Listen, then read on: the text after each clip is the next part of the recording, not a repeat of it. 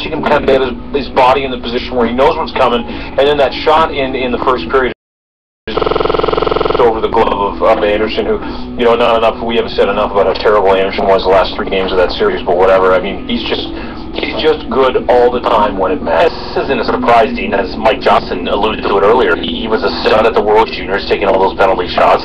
In 2010 at the Olympics in Vancouver, he was Canada's best forward. No question. A huge reason why they gold mattered. Again, he was the glue in Sochi last year down the middle. Sidney Crosby struggled. Jonathan Toews glue from Mike Babcock down the middle. Can I point out, too, he was taken 3rd. Evgeny Malkin was taken before him, and Alex Ovechkin. And Jordan Staal.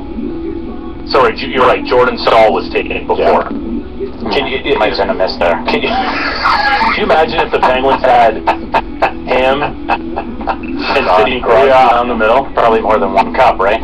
But we talked late last week.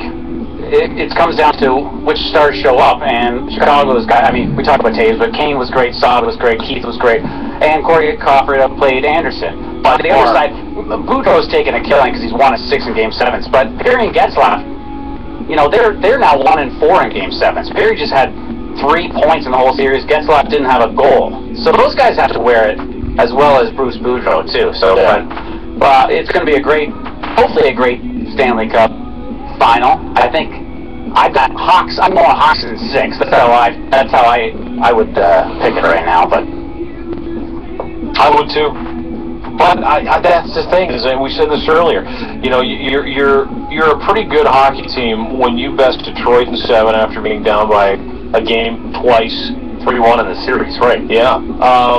You're a pretty good hockey team when you beat the best goaltender in the world, Carey Price, in the 2nd round in 6.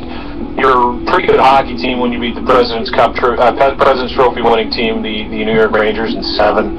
And not only you beat them, you shut them out in 5 and 7 in their own rink, in their own barn. I mean, and a lot to be said. 55 points from the triple line so far in this in these Stanley Cup playoffs. And Steve Stamkos has just turned into a beast too. He not only has scored some huge goals, he's running guys over. It's a part of his game we haven't seen before. And we haven't talked about the job Steve Yzerman's done too, putting this team together. Adding a guy like Brian Boyle, 3rd line center, big guy, playing some big minutes. Alex Kellen, Jason Garrison on the blue line as well. Those moves that Yzerman has made has paid out big time, and this is just a deeper team. Joining us to talk about that, fresh off the Memorial Cup, our man and your man, Mr. Ron McLean. Everybody, Morning, Dean. Morning, George. Yeah, you deserve this hand more than most. Let me tell you about a hand. This is just for you. This atheist. He's walking in the forest up near Newmarket. And he hears a rustling in the bushes near the river, and he looks and he sees a big black bear coming after him. So he starts running, and sure enough, the bear catches him, and he's over top of him, and the bear's got his right paw in the arm, and the claws are poised to strike. And the atheist says, "Oh my God!" Suddenly the forest goes quiet, and there's bright light and a clap of thunder, and God says, "This is the Lord. I see you want my help. I've been watching, and you're not a believer. In fact, you tried to debunk my miracles, refute my word, and now you want my help."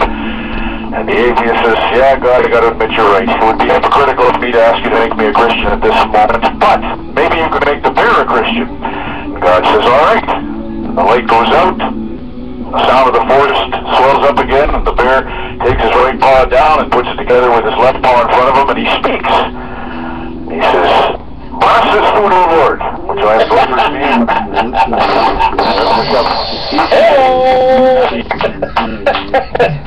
I'm surprised that you aren't in your house right now trembling with fear as well. Why would that be?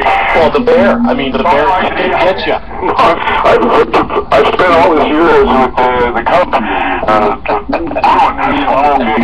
Hey, spent another night with him last night watching our show with the Memorial Cup. Yeah, you did.